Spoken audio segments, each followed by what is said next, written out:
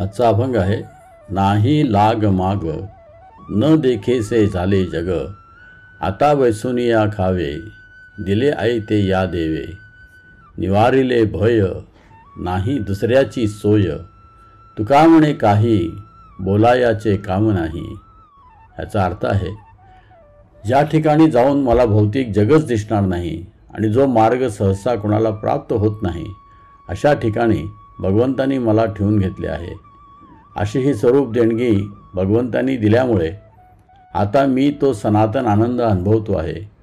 त्या ठिकाणी भय मुळीच नाही, कारण भयाचे मूळ म्हणजे द्वैत, त्याचा तेथे संबंधच येत नाही.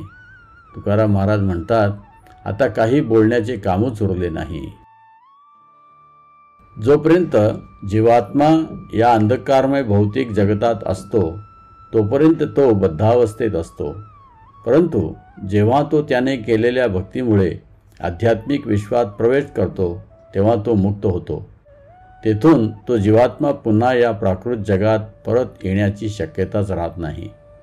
बद्धावस्थेमध्ये जीव स्वतःला भौतिक प्रकृतीचा स्वामी समजत असतो, परंतु मुक्तावस्थेत तो आध्यात्मिक जगतात प्रविष्ट होऊन भगवंतांचा पार्षद बनतो व त्या ठिकाणी सच्चिदानंदमयी जीवनाचा उपभोग घेतो. तेथे कोणत्याही प्रकारचे भय शिल्लक राहत नाही, कारण जीवात्म्याने भगवंतांच्या चरणाचा आश्रय घेतलेला असतो.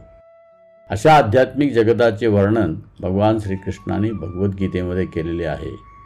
न तद्भासयते सूर्यो न शशांको न पावकः, यद्गत्वा न निवर्तन्ते तद्धाम परमं मम. अर्थात त्या माझ्या परमधामाला सूर्य, चंद्र तसेच अग्नी किंवा वीज प्रकाशित करीत नाही. जे त्या धामाला पोहोचतात ते पुन्हा या भौतिक जगतात परत येत नाहीत.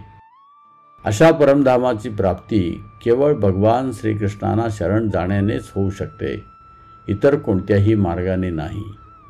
जय हरी विठ्ठल.